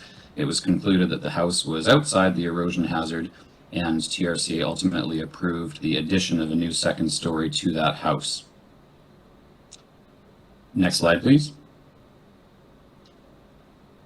So last slide that I'm going to present is just with respect to this specific property at 270 Stegmans Mill. The key point here is that there's no evidence of active erosion, as I spoke about, and as the air photo record dating at least 70 years into the past demonstrates. And so we were able to follow the policy in terms of provincial guidelines from Minister of Natural Resources that the 2-meter toe erosion allowance was adequate for this site. It's a well-vegetated bank. We've seen no indication of movement in the past, and it's not along a meandering bend. It's along a straight section of river. And so that was the basis for concluding 2 meters. It is noteworthy that 2 meters was incorporated into a portion of the geotechnical study that was completed, but I think the geotechnical study did not see the results of our work for this property, and so they have a slight deviation in the absence of the fluvial geomorphological input in the proposed driveway location, but it's just something to note because one of the other experts will possibly comment on that today. So that's all I wanted to present. Thank you, Madam Chair. Austin, you go ahead. For sure. All right. My name is Austin Adams. I'm a senior terrestrial ecologist with with Palmer. I've been practicing for about 20 years as well. And I'll speak to natural heritage feature matters beyond erosion and erosion and flooding components as well. So we can move to the next slide, please. In the review comments, the TRCA wanted us to speak to species at risk and engagement with the Ministry of Environment, Conservation and Parks, and our MECP. So I'll start with that. Species at risk that were identified as potentially impacted by the project include red site dace and a rapid. Sorry to step in. We have difficulty hearing you to the current speaker. Sorry, Madam Chair. If we can just ask you to maybe adjust a little bit. Okay. Let's see.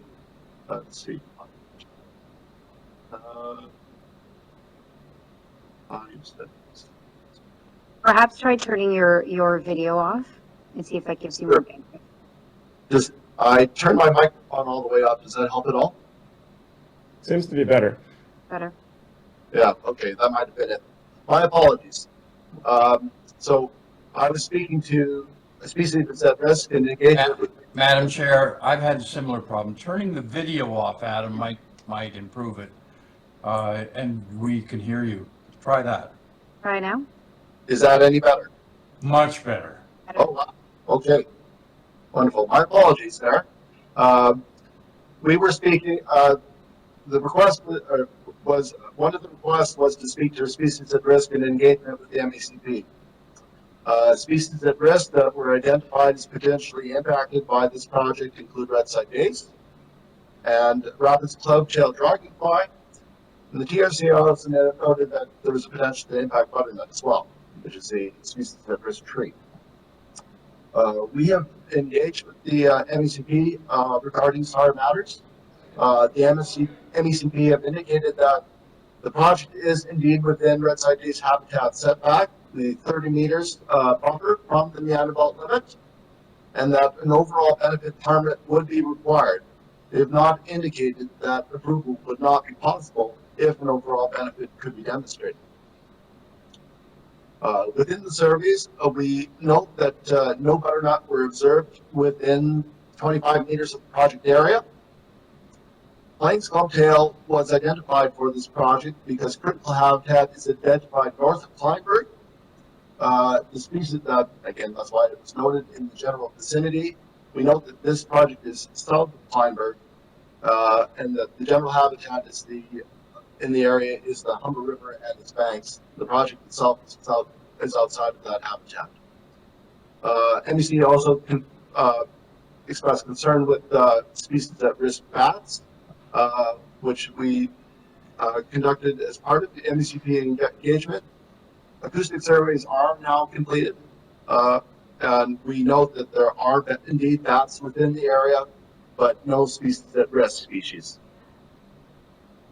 The project itself has plans and mitigations in place that are designed to achieve the needs of an overall benefit permit, and we are coordinating that process with the MECP.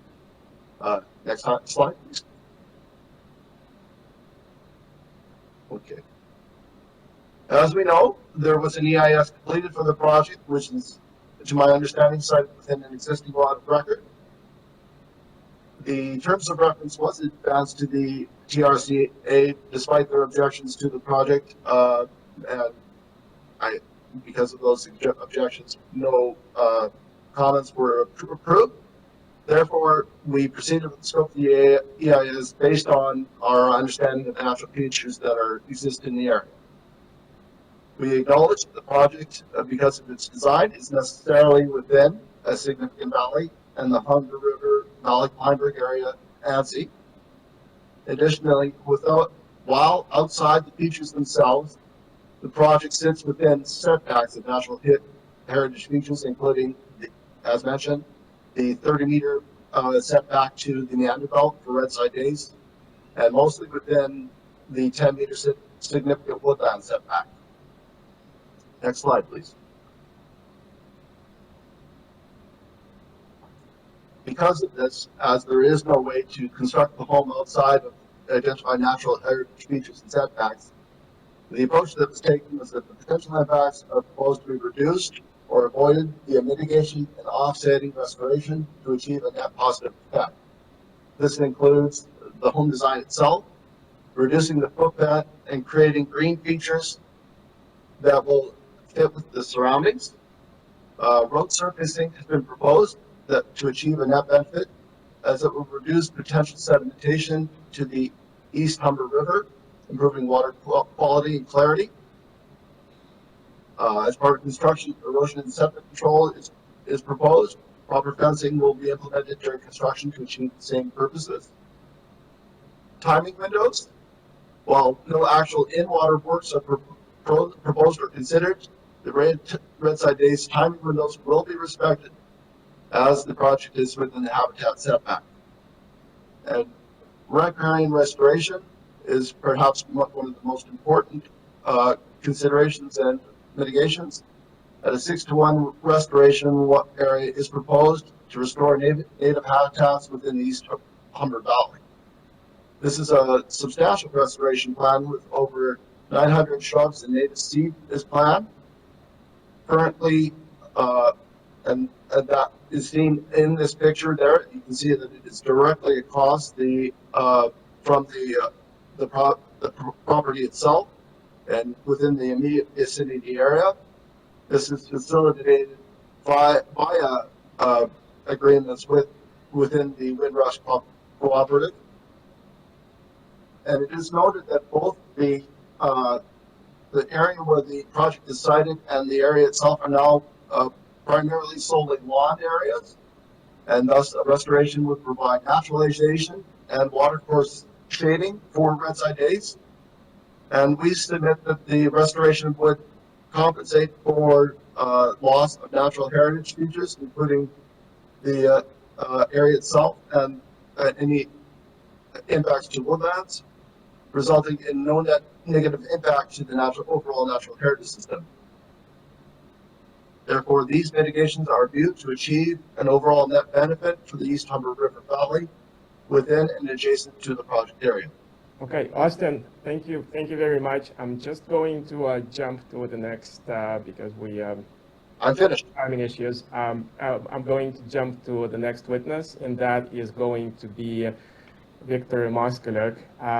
But he will introduce himself in a moment. But he is a senior engineer that has been involved in a number of projects, including developments in the floodplain. And as you will see from his presentation, the assertion that development in the floodplain is not allowed in Ontario is just plainly incorrect. Such projects do occur, including on a much larger scale than the project that is being proposed today. And Mr. Moskaluk will explain how floodplain and erosion issues can be mitigated using good engineering and science. And Victor, you're muted, so please unmute yourself. Okay, thank you for, I'm Victor Moskaluk. I've been 45 years in practice in Ontario and doing 150 projects both in Canada and overseas. So I was heavily involved in two major projects recently, which is the York Region Annex project, which was built in a floodplain, and also the Chinese Embassy addition and expansion, which included, again, it was in a floodplain issue. If you go to the next slide, please. Yeah, this is the embassy complex in Ottawa. It's on the Rideau River itself, and you can see on the right-hand side a huge portion of the land is green. We created a park there, but we ended up having to raise all that portion of the land itself to be able to then build the underground. The floodplain line, in fact, went across the whole site there. So what we did is a question of cut and fill. So on the east side of the site itself, when you look at it close to the bridge, that whole area was reduced down.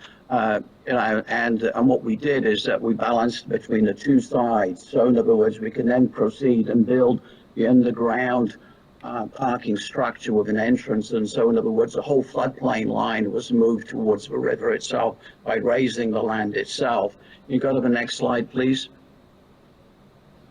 So what we had is the solution is that we basically built, a tank structure below to prevent any water getting into the garage itself. The 100-year floodplain as it was in fact increased. The mapping on the whole site was incorrect, so that was all redone. Erosion control we carried out in terms of boulders on the embankments and with retaining walls. We worked with the Rideau Valley Conservation Authority, and they had no problems with us, going through the regulatory approvals for this addition and getting the zoning, to get in place. You see the lower picture itself there is the area where we cut back. That used to be a dense sort of shrubland itself, and so we built retaining walls along the river, on the roadway, and then created a park there for the use of the client. Next slide, please.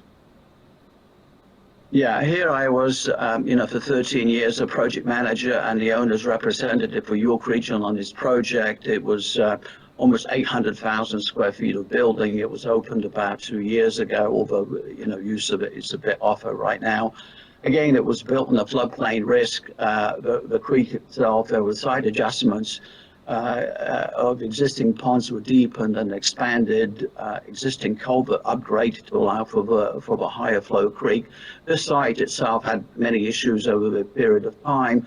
Over the years, there was a lot of flooding on that site itself. The buildings itself on Eagle Street, if you go to the next slide, there were a number of buildings on Eagle Street side of it. The site sloped down towards the creek itself. If you go back to the other slide again, previous slide, please. Yeah, and so what we did is that, again, we used a tank structure, to prevent water seeping into the underground parking. We created armor stone for erosion about the whole creek. We built bridges across the creek itself with the columns there, and they're all designed, for ice dams, for roads, for cars being, washed down the creek itself. And, the whole culvert under Young Street itself was improved and cleaned up. If we can go on to the next slide. So these are next slide, please. And then following slide. So we can see the extent of the orange. The red, dark red is this is sort of a water retention area that we had, and all the green you can see is where we had ended up having to cut back, the whole flood, the plain itself, and then we filled in around all the sides that you can see, on the lower picture itself, and we forested it and greened the whole site itself. A very challenging project. We work with Lake Simcoe Conservation Authority. This idea, for example, that TRC, they can't look at these other projects while water is water and the same principles apply throughout on province of Ontario and throughout the country. And in fact, through the same world, everybody tries to mitigate issues of flooding in various sites and projects. And, there's very, very simple engineering solutions that people have been building for hundreds of years. So next slide, please. In England, for example, this is just recently completed on the Thames River Valley tributary. Again, these very stringent requirements in England. You can barely build on any heritage building or renovate them, and so, they managed to be able to build this project in a 100-year floodplain. You can see the picture on the left itself, for example, where the flooding of the Thames, and it's quite often itself. And the building has been designed on stilts, in other words, all the living spaces are above, all the services are above. My apologies. My apologies for interruption. You have 1 minute left to wrap up, please. Okay, can we just keep going then? I'll just go through this examples. Next one, please. Again, this is in the Thames Valley, same thing, situation. Next slide, please. Rebank, England, again, the same thing, building on the floodplain. Next, please. Again, in the U.S. itself, on Jersey Shore, you got the water running right through. Again, buildings on stilts, no problem. Again, in the U.S. Next slide, please. In Miami, and next slide, please. And in summary, basically, I mean, this all the issues, comments that were made by TRC itself. But none of them are really, they're all very relevant in what they're saying, but all the engineering studies that we've looked at and the thing are not really, nothing major really that can't be fixed on it. And by the way, you know, the Acadian Baskets is a sort of a way that they did it on the Humber River, which is the picture on the left, and that's all the residential buildings along the whole strip. So, you know, this idea that you can't build in a floodplain is not on. You can go to the next one, slide, please. And so, Intergovernmental Panel of Climate Change in a later report in March, you know, they said the issue of flooding, you know, you have to try and work within what the situation is. And so, you know, potential flooding becomes even more frequent and severe due to global warming, and around 1 billion people set to be impacted by rising sea levels and water levels throughout. Stilts are also a key way to make our homes more climate change and resilient. And so, in other words, there are very, very strong simple engineering principles to be able to build in floodplains. And the fact that, you know, TRC doesn't acknowledge any buildings beyond. I'll give you 10 seconds for a conclusion, and then we'll move on to the next portion. Yeah, well, my conclusion is basically that there is no reason, as far as I see, why this, you know, why this building can't be built. You know, it's a very simple process. Everybody does it throughout the world. And TRC, you know, trying to think of this as its precedent. I mean, the presidents is throughout the world. I mean, you know, Holland is all in a floodplain. So, anyways. Thank you for the presentation. Sorry, Madam Chair, excuse me. We are not finished with our presentation. We have another presentation. Sorry, you've reached the max of the 45 minutes. I've actually given you an additional few minutes beyond that. We will now move on to the next portion. Yeah, well, so the next portion will be questions. There is now an opportunity for questions directed to the applicant. A reminder that this is not intended to be Let me finish what I have to say. Excuse me. I'm sorry. Why are you cutting us short? Why are you cutting us short? The notice of application, the notice of hearing does not say that we have 45 minutes. This is something that you informed us of this morning. I'm seriously concerned provided notice that there was given a fair hearing. We never agreed to 45 minutes. How can we possibly present our materials to this board in 45 minutes? By being efficient and effective and having all of your presentation done in advance. I'm sorry, we are now moving on to the next section. Are there any questions from the TRCA staff in regards I want to formally raise.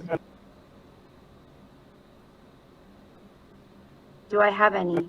Council, I'm asking Ms.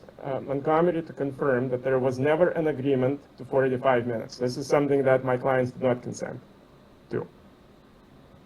As chair and the presiding chair, that information was provided and I reinstated it at the beginning of the meeting. We will move on to the question period. Are there questions from TRCA staff? Please unmute yourself or let me know in the chat section. I do not see any. Are there any questions from hearing board members for the applicant? Vice Chair Heath, go ahead, please.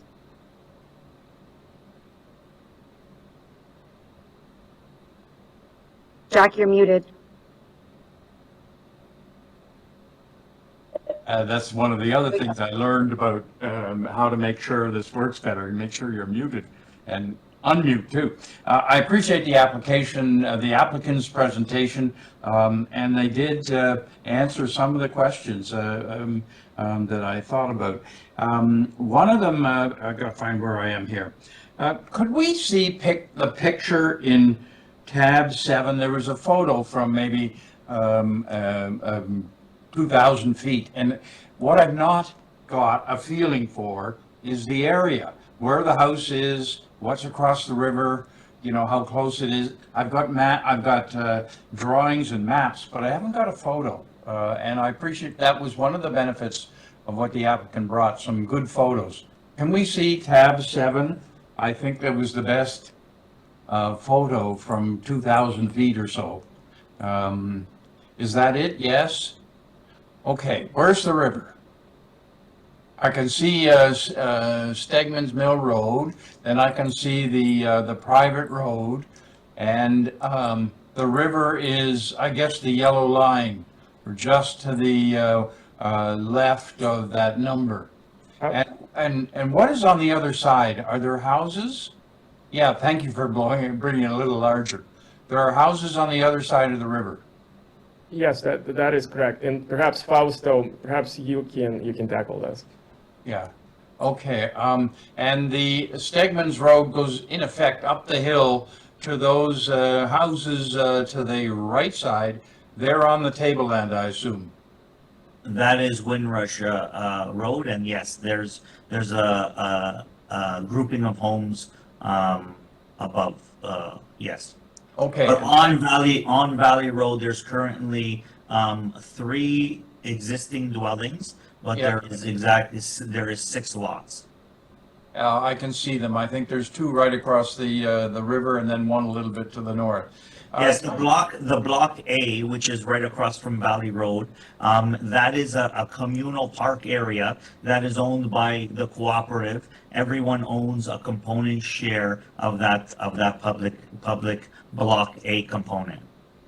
And I see there's a right-of-way for Valley Road that goes to the north. It sort of crosses the river, 1-lane bridge, and then swings to the north. That's correct. That's the road allowance? Who owns, last question, and it's the best play to who owns the adjoining properties in this area? Like, for example, immediately to the south of the Blue, who owns that property? Is that privately held or TRCA? That is the south of this property would be the road allowance. That's a fairly large road allowance. Where's north? I'm confused. Where's north? North is up on this drawing. Okay, then to the bottom of the property, I won't use east, south, northwest, bottom of the Blue. Who owns the property to the bottom? Yeah, so a funny thing, that is considered the road allowance. And the reason for that is because Stegmans Mill was rebuilt. Stegmans Mill used to travel further straight and south. When Stegmans Mill was reconstructed, it was reconstructed further, I guess you would say east, to the right, and leaving that section of road south of our property. Leaving that section of land south of our property, sorry. So does that mean that the city of Vaughan owns that property? I'm in Markham, we own all the old road allowances. I assume that the city of Vaughan owns that property. I'm not sure who owns that. Well, road allowance, or they go way back and they say a municipal authority in the 19th century. We've dealt with one recently. Who owns the property between the Blue and Valley Road? There looks like 5 or 10 meters between the Blue and Valley Road just to the right. So Valley Road is owned a proportionate share by the cooperative. Everyone owns Valley Road, all the owners of Valley Road, as well as Windrush above. So that means that permission for that little bridge from the second floor, pedestrian bridge to Valley Road, would have to be granted by the cooperative, the Valley Road owners, the 3 or 4. That would have to be granted from them, or to build a pedestrian bridge out of this new development house to access Valley Road. It's been shown in the architectural drawing. Is that the case? I believe you are correct, and I believe that those conversations have occurred already, and I believe the bridge is acceptable. Okay, I've got a few more here. Where is this, and Fausto Cortez, Yes. he talked about the art colony. Where is that? It's not on this map. Is that to the north or the south? Yes, so right across the home that you see at 48, the home that you see at 75, which is just towards the upper part of this map, as well as 115, which is further even north of that. Those are the first or the only remaining developments of the colony.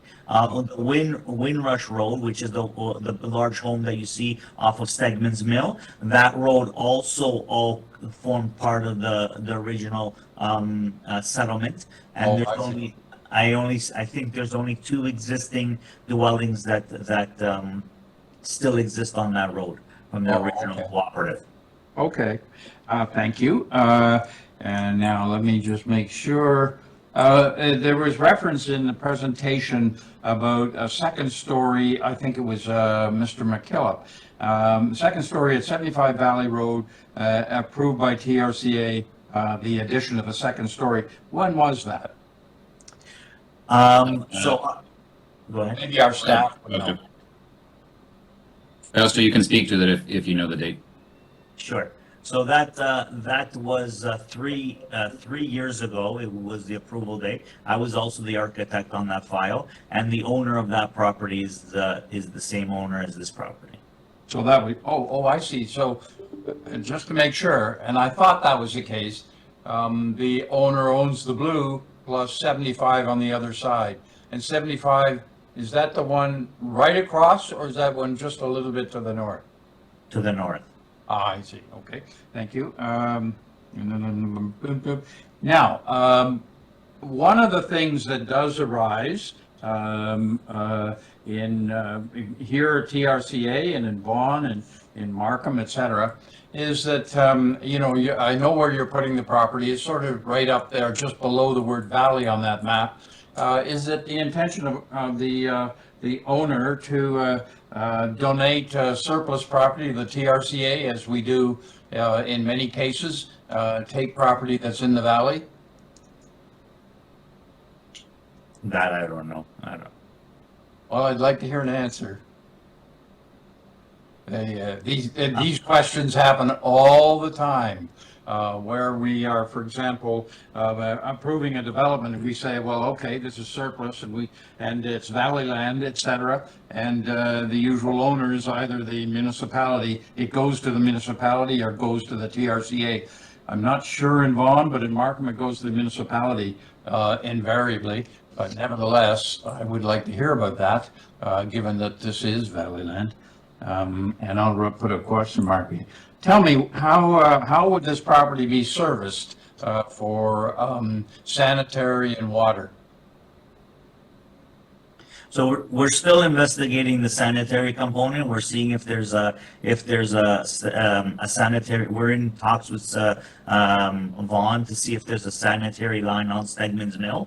If there is a sanitary line on Stegman's Mill, our proposal is to come out underneath the bridge and service it through a pressure line to Stegman's Mill.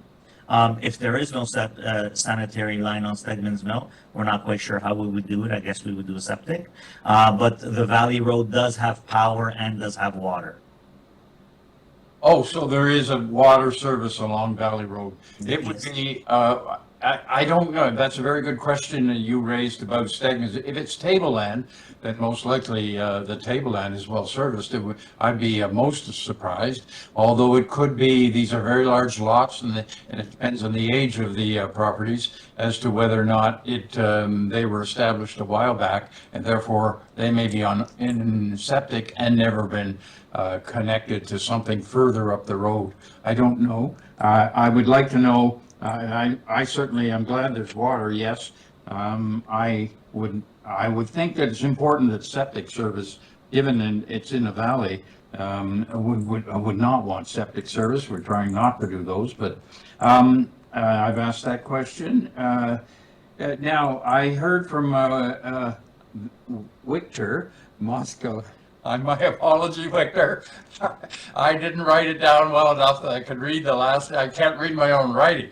But Victor, given I see Bill on stilts, and I was very interested in the United Nations estimates, and you had a slide on it. Even though climate change is coming, we still have ice, and I don't expect it's going to eliminate the ice issues, and indeed it might exacerbate the ice issues that is with climate change, et cetera. Tell me about the United Nations and their comments related to ice on rivers. We had experience, although this one is not to the same level, we've had some ice issues on rivers in Brampton and in Brampton over the last, or maybe it's Bolton, Madam Chair, over the last, let's say Peel, over the last 2 or 3 years, which have been really significant, and I wouldn't want any matters of ice to come up. Could you comment on that? Well, in terms of the ice, I mean, I didn't read, too deeply into the documents as it relates to ice and ice dams, but what we did on the York Annex project, which is in the valley, again, there was issues of ice. And so all the structure that we did, for example, on the bridge itself that goes across the creek, that was designed for ice flows, for cars. It's it's a factor of safety that we apply to these columns and the footings and foundations. So it's really as far as I see it, it's an engineering solution people come up with. Usually what you end up doing is, for example, is doing points when the ice comes down, but the footings themselves, or if it's above grade itself, you go to a point, and so in other words, it would flow out on both sides, if it's in the middle column, for example. But on the bridge itself, again, it's an engineering issue how you solve it on the two sides if you flay the edges of the bridge itself, to allow flow through. Okay, well, thank you. And last question, Madam Chair, and I guess it's to the lawyer who's representing the applicant. Do you think this would be, if we gave approval to this, this would be setting a precedent? Or do you think that it's a one-off, that it is not establishing a precedent, and therefore we're not going to hear about this the next one that comes along in 4 months or 6 months? Right. Well, thank you very much for that question, actually. This is something I was hoping to speak to. It will not be precedent setting, and it will be a one-off, and there are a couple of reasons for that. So first of all, this is not a cookie cutter, McMansion development. This is a house that, first of all, respects the heritage of that particular area. And as Mr. Cortese explained, there are very few houses of that architectural style remaining. So not only will it be consistent with that architectural style, but it will also pay homage to the falling water design, which specifically incorporates water as part of the building design. So this is a building like that can only build in very few locations. This is one of them. And it's not a development that would set a precedent any more than, for example, the Chinese embassy or the York Administrative Center. This is a very unique development, unique to this particular location. And I do not see this being precedent setting at all. Okay, thank you. I guess there's one that comes out of that, and where did I write it? I actually forgotten the definition of what ANSI meant, Area of Natural and Scientific Interest. And I don't know if I would like to hear both sides comment on it. Maybe you go first. I've got to get your name, Arkady, and then our staff. Does ANSI trump the kinds of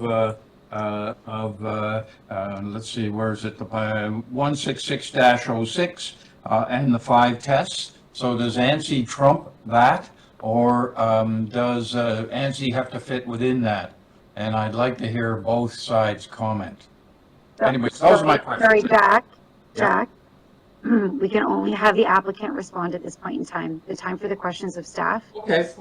Good. Maybe Arkady can comment on that, because it seems to be, I mean, he's talking about an important area within the history of, in effect, Ontario, certainly of Vaughan, Kleinberg, and it's in the history of Canada in somewhat. And so are you saying that ANSI trumps the 5 tests?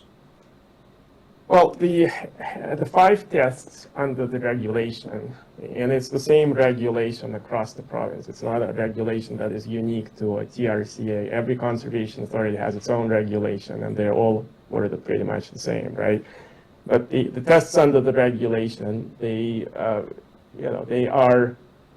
to some extent subjective, in the sense that you're looking at erosion is one of them, a control of flooding. But our suggestion first of all, I don't think that this development is contrary to any of these 5 tests. The control of flooding, the erosion, all of this can be mitigated with good engineering solutions, including the safe access issue. The site as proposed, and this is, I want to emphasize, this is, as you can see, given the number of experts that my client has retained, this is a site that a lot of thought as well as scientific expertise has gone into this development. We're not just building a cookie cutter generic home there. So the issues of flooding, erosion control, and so on will be handled as part of the design of the project. And then, of course, the fact that this is a very unique site, the area of natural and scientific interest, I think that plays into this, because it's not often that you can have a building like this built that respects the heritage of that area. And as Mr. Cortese explained, the city of Vaughan, the heritage people who look at the heritage component of this application, they were all quite excited to have a house like this being built, because again, this is something that doesn't happen very often. I'm not sure if that addresses everything that you wanted me to speak to, but if there are any follow-up questions from that, I can. I appreciate your answer. There may be others, but thank you very much, Madam Chair.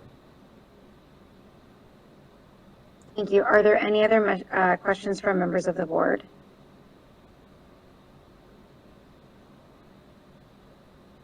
Okay. And just for clarification for the board, I do have a question. Is there any development application before the city of Vaughan? I think Vice Chair Heath had asked the question in regards to potential conveyorship of lands that are not being built upon, and I think that usually happens during the development application process. So is there a development application process underway or approved with the city of Vaughan, and has that included the zoning and such for that property in particular? And Madam Chair, I'll have Mr. Cortese address that. Thank you, Madam Chair. The quick answer is no. There's no application currently in front of City of Vaughan, and the reason for that is under these types of applications, just like which happens just south of this, which is on Napier, and we're doing 3 dwellings on Napier currently. During the PAC meeting, City of Vaughan will always tell us to engage TRCA first, deal with all TRCA issues prior to submitting a formal application. And that formal application actually happens also a little bit backwards. What happens typically is that an application will be made through the historical board to planning. Planning then brings the motion to historical, but that all happens after a TRCA approval. And that if you'd like or like to look up 2 files that I'm currently working on that happened exactly the same way on 17 Napier as well as 51 Napier. Thank you. Seeing no other speakers, questions from the board, we will now move into deliberations. I need a mover and a seconder, moved by Vice Chair Heath and seconded by Councillor Dyes, that the hearing board move into closed session to deliberate. The hearing, all in favor?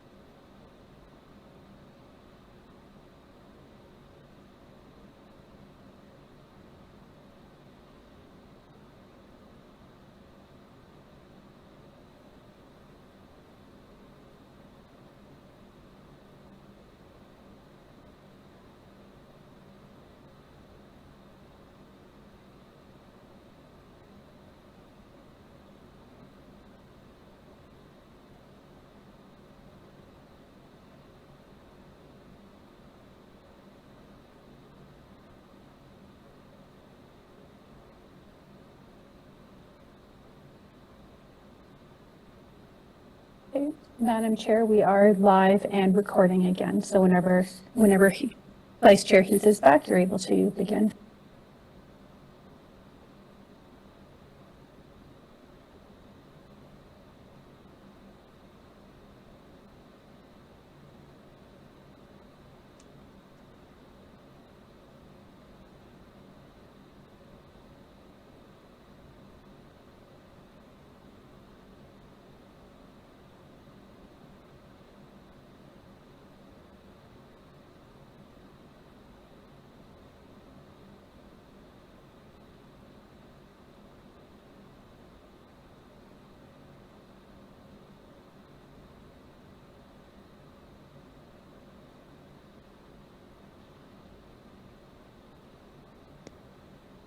Okay, we are now back into open. We thank the applicant for attending the hearing and for their cooperation throughout the process. The hearing board has refused TRC a permit application, and TRC shall issue a notice of decision that reflects the decision of the hearing board in accordance with the Conservation Authorities Act. Moved by Councillor Vice Chair Heath and seconded by Councillor Dyes, that the hearing board deny the application for 270 Stageman's Mill Road, and that the application be denied as the application does not meet the applicable test under the regulation, and that with respect to the subject application, the test pertaining to control of flooding, erosion, and conservation of land cannot be met for the subject application. As such, it is denied. All those in favor? Any opposed? That's carried.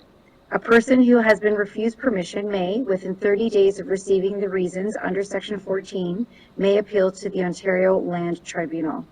This concludes the September 9th, 2022 hearing board. Can I have a motion to adjourn by Vice Chair Heath? Seconded by Dr. Han. All those in favor? Any opposed? That's carried. I now declare